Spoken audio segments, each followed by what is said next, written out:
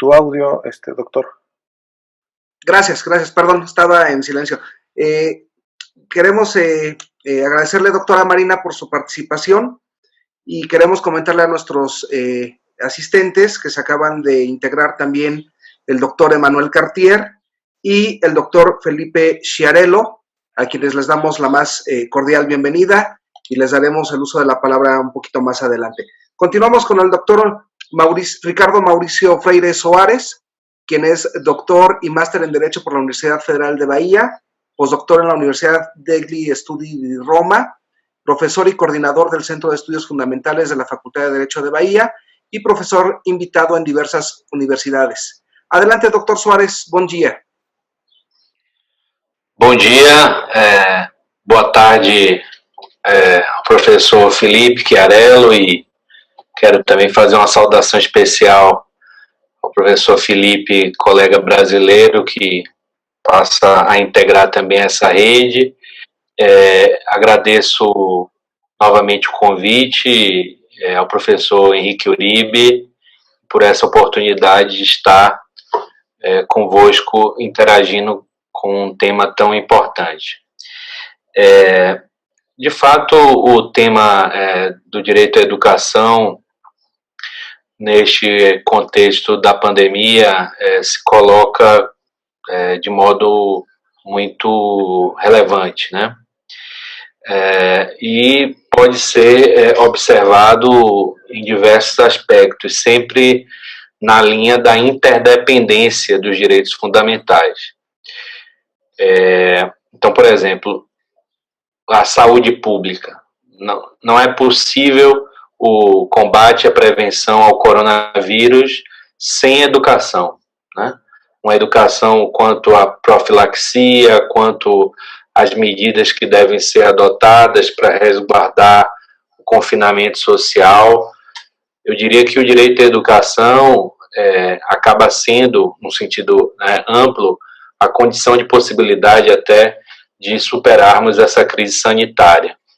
E, para tanto, o poder público deve oferecer também as informações, e aí entra o direito de informação, as informações necessárias aos cidadãos, os meios de massa, a mídia devem também contribuir, fornecendo essas informações para os cidadãos, e nós, enquanto cidadãos, devemos também buscar essas informações. Há um dever fundamental também, não só um direito, mas um dever fundamental de buscarmos as informações, de nos educarmos também sobre as melhores formas de enfrentarmos esse problema.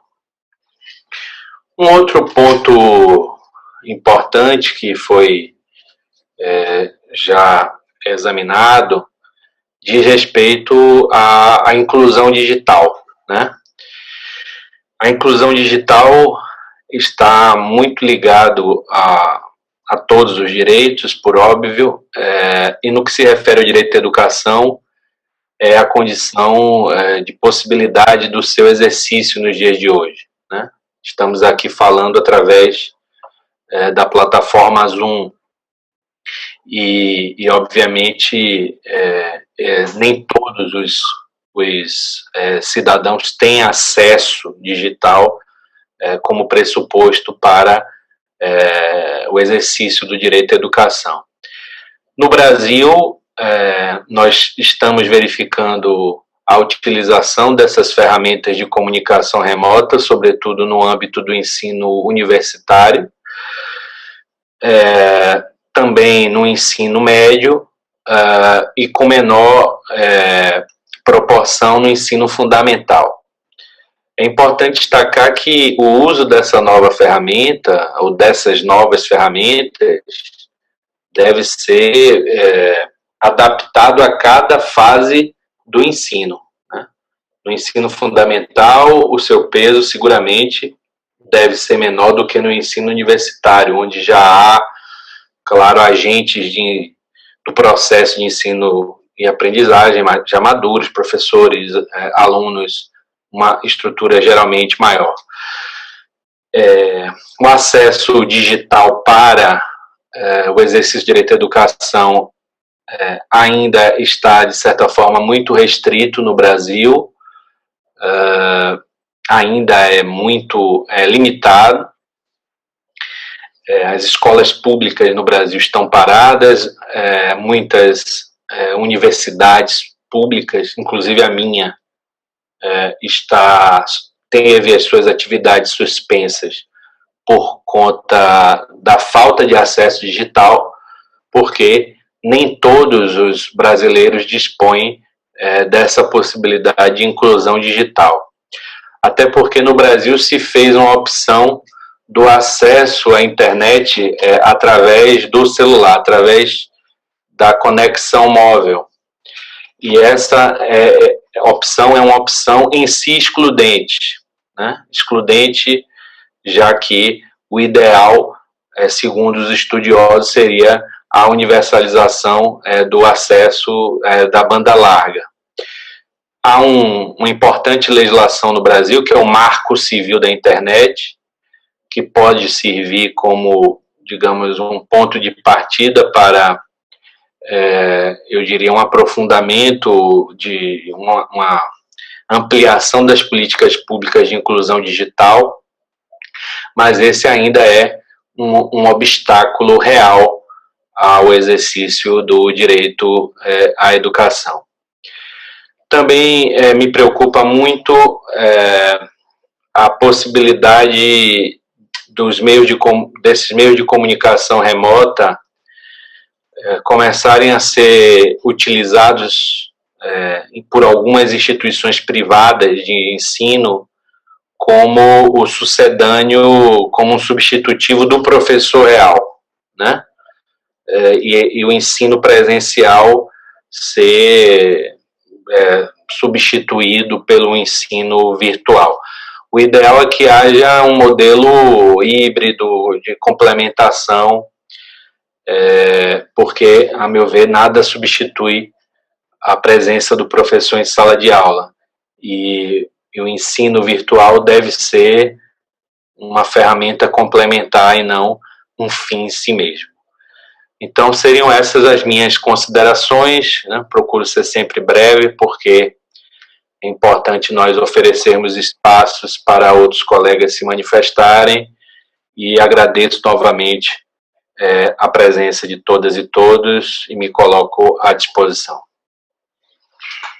Muchas gracias, doctor Freire, por sus comentarios. Sin lugar a duda, nos parece que el hilo conductor que el doctor Jorge Olvera nos marcó desde su intervención va a ser el derrotero, está siendo el derrotero que debemos de seguir, y rescataría yo tanto de su intervención como de la participación de la doctora Marina, cómo transitar, cómo trasladar el aula, las cuatro paredes que estamos acostumbrados a, como docentes, tener hacia un mundo virtual, cómo a través de la videoconferencia podemos explotarla de una mejor manera y con ello lograr no solamente aprendizajes significativos para los alumnos, sino aprendizajes para la vida y sobre todo en este momento tan complejo. Muchas gracias, doctor Freire. Cedemos enseguida el uso de la palabra a la doctora Carla Yareli García Arizaga, a quien le damos la más cordial de la bienvenida, y me permito presentarla. Ella es coordinadora del posgrado de la Facultad de Derecho de la Universidad Autónoma de Baja California y profesora de la misma universidad. Adelante, doctora, bienvenida. Muchas gracias, muy buenos días. Primero que nada, quiero agradecer a la Red Internacional de Estudios Constitucionales y a la Comisión de Derechos Humanos del Estado de México, al doctor Enrique Uribe Arzate, al doctor Ian Piña por las atenciones y la invitación. Sí se escucha bien, ¿verdad? Saludo en esta mañana a todos los compañeros ponentes y desde luego asistentes a este seminario. Y vaya de inicio una advertencia, y no pretendo ofrecer todas las respuestas, pero sí en el diálogo académico espero al menos generar nuevas preguntas, profundizar sobre algunas que ya han propuesto los compañeros que me antecedieron y poner algunas ideas en comunicación. Y bueno, por ahí teníamos una presentación, doctor, pero si no es posible, de todas maneras me permito iniciar.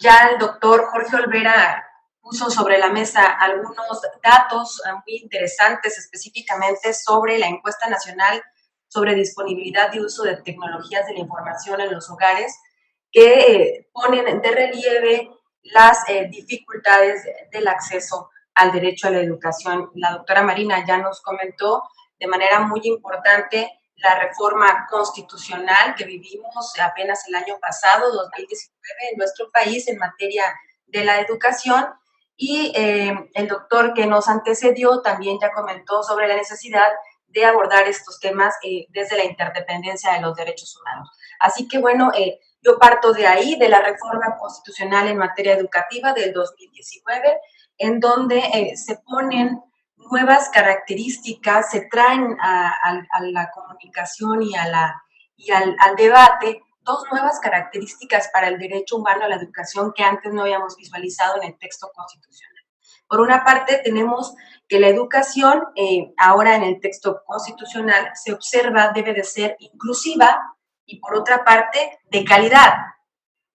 Vaya reto. Ayer que me ponía todavía a profundizar en este aspecto, yo me ponía a pensar, a reflexionar, los legisladores en aquel momento, cuando pensaban en la reforma constitucional, ya estarían visualizando el verdadero reto que es eliminar del texto constitucional la frase de educación de calidad para trasladarla ahora a una educación de excelencia. Bueno, entonces parto de ahí, de estos dos términos, inclusivo y de excelencia. Inclusivo, pues desde luego todos sabemos que implica tomar en cuenta todas las condiciones, todas las capacidades, las circunstancias y las necesidades de los educandos, siempre con base en el principio de accesibilidad. Por tanto, las autoridades y todos los agentes educativos deben de realizar ajustes razonables que permitan implementar medidas específicas para poder lograr eliminar cualquier tipo de barrera en el proceso de enseñanza-aprendizaje. Entonces, yo parto de aquí para comentar con ustedes desde esta reforma constitucional en materia educativa del 2019 tres grandes ideas. Primero, quisiera yo hablar sobre la desigualdad social y el acceso a la virtualidad. Como segunda idea, la calidad educativa en tiempos de pandemia. Y, desde luego, terminar, si el tiempo lo permite, desde luego, con una visualización sobre el trabajo del docente. Y lo pongo a manera de interrogante. ¿El trabajo del docente es irreemplazable? Un área que a mí me interesa muchísimo y que sé que en la reunión próxima pasada lo abordaron, es el derecho al trabajo. De tal manera que trataré de vincular el derecho humano a la educación y el derecho al trabajo si el tiempo lo permite. Comienzo sobre la primera idea, que es la desigualdad social y el acceso a la virtualidad. Esta pandemia, sin duda, nos enfrenta sin mucha sorpresa a la desigualdad que todos conocemos, vivimos en nuestro país. En tiempos de COVID-19, ir a clases significa disponer de una computadora o al menos un dispositivo que se pueda conectar a Internet, tener acceso a Internet, y esto de manera exclusiva o preponderante para el alumno. El COVID-19 nos obliga a mirar sin disfraces las nulas posibilidades a las que muchos de nuestros jóvenes, niñas, niños y adolescentes se enfrentan en el acceso a los avances y a los recursos tecnológicos. La desigualdad no solamente recae ante esta situación de tener o no una computadora o tener o no conectividad, sino a todas estas barreras que se pueden generar en el proceso de enseñanza-aprendizaje desde el vínculo con el docente. ¿A qué me refiero? Pensemos en un ejemplo, la profesora rural que tiene conocimiento que sus alumnos en una escuela multigrado, donde ella tiene que enseñar a alumnos de primero, segundo, tercer grado en educación básica, conoce que sus alumnos no tienen acceso a Internet. Por tanto, imprime los contenidos y las tareas para llevarlas a sus domicilios, a los domicilios de sus alumnos que viven más o menos en un radio de 60 kilómetros a la redonda. ¿Será esto acceso real a la educación? Por otra parte, pongo aquí la idea de que dar tareas no es dar una clase. Ante esta eventualidad, ante esta virtualidad de la educación, debemos asumir que el reto del docente no es solamente generar encuentros en el marco de la virtualidad, no solamente es dejar tareas para que el alumno las resuelva. El derecho a la educación tiene que ir un poco más allá, no solamente tomar las TICs, las tecnologías de la información y la comunicación, como el único instrumento en el que se puede llegar al acceso a la información, sino como un instrumento más que nos incorpore de manera significativa a la propuesta de enseñanza. Debemos de convertir la crisis en oportunidad. Pero ¿cómo lo hacemos? ¿Cómo lo hacemos si observamos que ciertos entornos virtuales son el reflejo de estilos docentes discutibles en lo presencial y preocupantes en lo virtual? Yo me ponía a pensar ayer en un ejemplo para poder tratar de visualizar esto, y llegaba a la idea del pase de lista que hacemos en el aula normalmente, los académicos, y cómo esto a veces pues es la herramienta para asegurar la asistencia de los alumnos, para asegurar la obligatoriedad de la asistencia de los alumnos, y cómo esto puede llegar a ser hasta un poco arcaico ahora, hoy en día, en lo presencial, y si me permite la palabra, con su licencia, ridículo en lo virtual, ¿no? ¿Cuántos nos enfrentamos ante los alumnos en una clase de Zoom, Google Meet, Classroom o lo que sea, y pues el alumno estaba ahí, de pronto ya no estaba, apaga la pantalla, y bueno, no sabemos en realidad si la asistencia fue o no fue. Entonces tenemos que ir más allá. Los accesos a las TICs no son el instrumento, sino deben de ser uno de los instrumentos. No lo mencioné al inicio, pero trato de abordar estos temas desde un enfoque del derecho educativo también, y no solo del derecho constitucional. Esto nos puede llevar a otra idea. ¿Qué pasa con la universidad pública? ¿La universidad pública podrá dar este salto tan esperado a la modalidad de distancia? Nosotros sabemos que es una más de las modalidades, pero planteo una pregunta: superada la emergencia, ¿podríamos tomar la pandemia como un trampolín para que la universidad pública pueda ofrecer una modalidad de educación superior gratuita y a distancia virtual? Esto es necesario si buscamos la democratización del acceso al derecho humano a la educación. Es vital. Entonces, yo de aquí me paso a la idea que les comentaba sobre la calidad educativa. Garantizar el acceso a la educación no necesariamente significa calidad o excelencia. ¿A qué me refiero? Ya les decía yo, en el texto constitucional se elimina el término calidad, la exposición de motivos por ahí menciona que está vinculada a términos empresariales, y vemos que los indicadores internacionales, UNESCO, OCDE, siguen utilizando el término calidad educativa, pero nosotros en nuestra Constitución lo abandonamos para migrar a la excelencia. Yo me quisiera poner a reflexionar con ustedes en esta mañana sobre, de veras, estamos viviendo una educación de calidad. Podemos aspirar a una calidad que, vamos, ya no se queden esos estándares que podemos de alguna manera medir, sino migrar a la excelencia. Yo creo que es un reto muy importante. ¿Cómo se asegura que los estudiantes tengan real acceso a una educación de calidad? Digo, ya no digamos de excelencia. Pues ahora existen muchas variables. Ya no estamos en la comodidad, si me lo permiten, de las escuelas, de las aulas, dentro de los muros.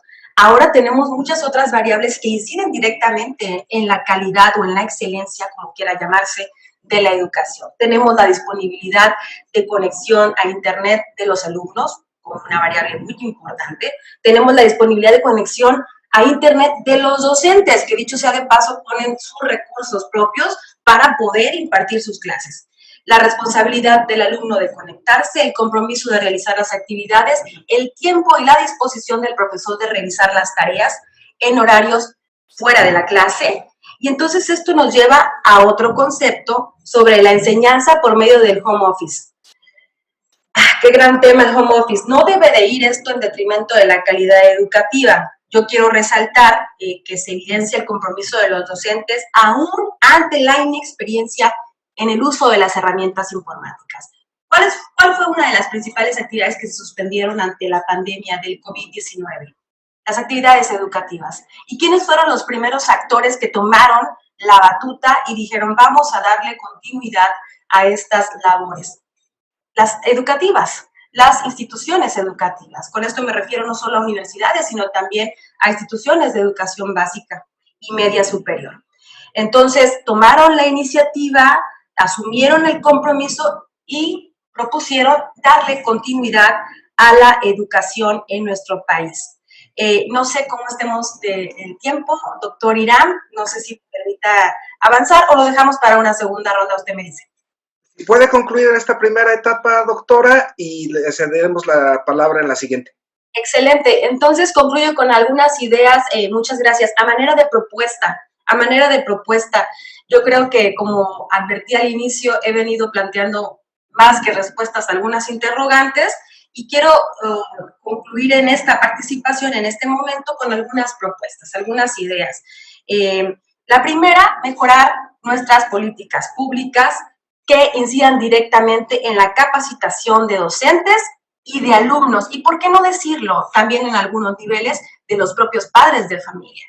Esta capacitación nos parece a todos muy evidente, pero creo que es un tema muy pendiente en la agenda educativa de nuestro país. A duras penas vimos cómo sobre la marcha y de manera paralela a los cursos nos fuimos capacitando todos los actores educativos. Segunda propuesta, mejorar el acceso a los dispositivos y a la conectividad en sí, ¿no? Mejorar el acceso y mejorar el acceso al Internet, no solo a tener un dispositivo, pero también mejorar la conectividad gratuita. Si hacemos todo esto, yo creo que vamos en buen camino para lograr la tan ansiada inclusividad de la educación que encontramos en el texto constitucional. Muchas gracias. Al contrario, doctora, muchas gracias a usted por sus palabras, por su exposición, y nos parece que viene a reforzar su intervención los ángulos sobre los cuales debe de verse esta problemática del derecho a la educación en esta etapa COVID y cómo tendrá que ser afrontada en la etapa post-COVID, puesto que no solamente el derecho a la educación tiene que ser observado como una manera de aprendizaje, sino cómo también amalgamamos o mejor dicho, cómo hacemos compatible este derecho y estas nuevas modalidades de educación a distancia con algunos elementos que ya puso usted sobre la mesa, en algunos muy claros y en otros se asomaron, que es el derecho de acceso a Internet, que es también un derecho fundamental previsto en la Constitución Federal, a partir también de las llamadas reformas constitucionales, particularmente con la reforma en materia de telecomunicaciones, y cómo esta virtualidad también está afectando el ámbito laboral de los profesores, fundamentalmente también los universitarios, puesto que el teletrabajo en nuestro país, y esto también lo ponemos sobre la mesa para si alguno de los compañeros quisiera también ahondar al respecto, cómo el teletrabajo en nuestro país está insuficientemente regulado. Hay una breve enunciación en el trabajo a domicilio, en una reforma que hace algunos años sufrió la Ley Federal del Trabajo, pero que es insuficiente. Y cómo también la parálisis legislativa en la que ha caído nuestro país ha impedido que se tenga o se apruebe en comisiones una reforma del 2019 para poder regular el trabajo a distancia o el teletrabajo. Y esto también nos pone en un contexto de desfase en relación a otros textos y ordenamientos constitucionales, como es el caso chileno, en donde ellos, inclusive en el mes de marzo, de manera previa a afrontar la epidemia, ellos emitieron normas relativas al teletrabajo. Y con esto, indudablemente, vienen otros problemas, y qué bueno que tocó el ámbito de los profesores universitarios, que también habría un problema de la sindicalización, el ejercicio de los derechos de los profesionales universitarios. Hay muchos temas que planteó usted, doctora, pero cedemos el uso de la palabra enseguida al doctor Felipe Carlos Betancourt Higareda, a quien me permito presentar. Él es doctor en Gobierno por la Universidad Metropolitana de Manchester, integrante del Sistema Nacional de Investigadores Nivel 1 e integrante del Cuerpo Académico Estudios Constitucionales de la Facultad de Derecho de la UAM. Adelante, doctor. Muchísimas gracias, doctor Irán. Muy buenas tardes a todos los colegas. Es un placer estar con ustedes este día discutiendo este tema tan importante y relevante para nuestras sociedades. Muy bien, pues quiero yo empezar mi intervención comentando que la educación es crucial, como todos ustedes saben, para alcanzar la seguridad humana y el desarrollo, y el desarrollo humano de nuestros pueblos. De hecho, los autores mencionan que la educación es crucial, es central para estos objetivos del Estado constitucional. Es como si todo lo demás, la política económica, la política social, etcétera, se fueran ordenando poco a poco a este objetivo último que al final se obtiene a través de una adecuada educación. Entonces, por esa razón, mi intervención quiere destacar que el Estado constitucional debe invertir más recursos económicos, humanos, logísticos, etcétera, en la educación. Y para poder lograr esto, el Estado constitucional debe diseñar una política económica que le permita precisamente utilizar sus ahorros, sus inversiones, en mejorar la educación.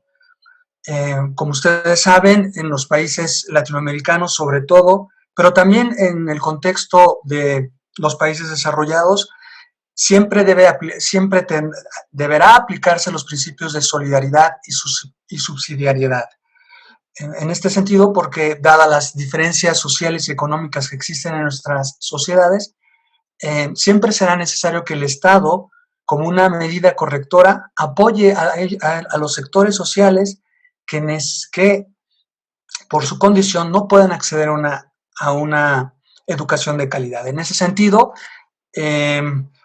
la educación pública es crucial para lograr esta nivelación social y esta nivelación en oportunidades dentro de nuestras sociedades. Y por eso es crucial que todo Estado constitucional revise en primer lugar su política económica para que al tener una política económica sana pueda disponer recursos para este objetivo tan crucial para nuestras sociedades. Sin embargo, no solamente hay que apoyar a la educación pública, si bien la educación pública es fundamental para reducir la brecha económica y social dentro de las sociedades, también es importante que el Estado apoye a la sociedad civil en esta tarea de proporcionar educación. ¿Cómo puede apoyar? Pues puede apoyar a través de incentivos fiscales, puede apoyar a través de ciertos programas sociales que beneficien a las iniciativas de la sociedad civil para mejorar la educación de los ciudadanos. En ese sentido, el Estado constitucional tiene una serie de herramientas bastante amplias, tanto para el sector público como para el sector privado, a través de las cuales puede apoyar la educación de su sociedad. Recordemos que la educación es sumamente crucial para la prosperidad de una sociedad porque precisamente a través de la misma los ciudadanos desarrollan habilidades de pensamiento crítico, de pensamiento creativo, incluso, ¿por qué no decirlo?, también de empleabilidad, de negocios, incluso lícitos, que puedan contribuir a la prosperidad y al bien común de la sociedad. Sin la educación no podremos tener ciudadanos que puedan generar condiciones que les permitan alcanzar su desarrollo, su prosperidad y el bien común de la sociedad. En este sentido, la educación universitaria es fundamental para precisamente a través del desarrollo del pensamiento crítico y del pensamiento creativo, se desarrollen la ciencia y las artes y en general las habilidades que puedan precisamente acelerar la prosperidad de la sociedad. He ahí la importancia de la inversión en la educación. Lo que los gobiernos se deben dar cuenta es que al invertir en la educación están invirtiendo en el desarrollo de habilidades del ser humano que, si bien en un momento dado no se pueden observar físicamente, sí a través del tiempo se puede observar que al desarrollar habilidades de pensamiento creativo, crítico, la prosperidad de una sociedad aumenta porque precisamente la ciencia y la tecnología y las artes mejoraron a través del desarrollo de esas habilidades. Entonces, creo que aquí el tema del derecho a la educación es un tema crucial para, ya para ir más o menos cerrando mi intervención, es un tema crucial para la seguridad humana y para el desarrollo humano. Sin educación no podemos tener sociedades prósperas, desarrolladas, y en este sentido, los pueblos que tenemos retos más fuertes en este rubro, en esta dimensión, somos los pueblos latinoamericanos. Nosotros necesitamos darnos cuenta que mientras no mejore la calidad de nuestro pueblo, la calidad educativa de nuestro pueblo, la calidad de pensamiento, de sus habilidades cognitivas, de sus habilidades en todos los sentidos, pues es difícil lograr sociedades desarrolladas, sociedades prósperas. Hubo una frase del expresidente Barack Obama que a mí me llamó mucho la atención. Decía que la grandeza de los Estados Unidos dependía de la grandeza de su gente. Quizás esta frase alguien lo pudiera tomar como una frase demagógica, pero en el fondo yo creo que fue una frase bastante cierta. La grandeza de los grandes imperios, de los pueblos más prósperos que han existido en la humanidad, deriva precisamente de la calidad de su gente, de la calidad que han logrado de desarrollo de sus personas. Entonces, eso es lo que tenemos que tener bien claro si queremos tener una sociedad próspera, una sociedad libre, una sociedad igualitaria. Entonces, el Estado debe enfocar todas sus energías económicas, de políticas públicas, para que hacer accesible este derecho a la educación, mejorar su calidad y lograr ciudadanos que contribuyan mejor a su prosperidad. Muy bien, y bueno, pues espero mi participación en la segunda intervención para seguir abundando en este tema. Muchísimas gracias, doctor Irán, y muchísimas gracias a todos ustedes, colegas, por escuchar. Al contrario, doctor Betancourt, gracias a usted por su intervención y también por recordarnos una frase que también, un pensamiento que en su momento ha expresado también el doctor Jorge Olvera, en el sentido de que la educación no es un gasto, es una inversión a la cual se le tiene que apostar. Y esto también quisiera yo rescatar esta última parte que usted estableció, cómo en los Estados Unidos no solamente hay un pensamiento, hay una doctrina del destino manifiesto. Y sobre esto es algo sobre lo cual gira el Estado. Y es algo que debemos de rescatar en los pueblos latinoamericanos, cuál es nuestro destino en el corto y en el largo plazo. Muchas gracias, doctor Betancourt. Cedemos el uso de la palabra al doctor Enrique Uribe Arzate, a quien le damos la más cordial de las bienvenidas, nuestro agradecimiento por esta iniciativa al llevar a cabo este seminario. Y me permito presentarlo. Él es doctor en Derecho por la Universidad Nacional Autónoma de México, es líder del Cuerpo Académico de Estudios Constitucionales de la Facultad de Derecho de la UAM e integrante del Sistema Nacional de Investigadores Nivel 2, así como también exdirector de nuestra Facultad de Derecho. Adelante, doctor Uribe.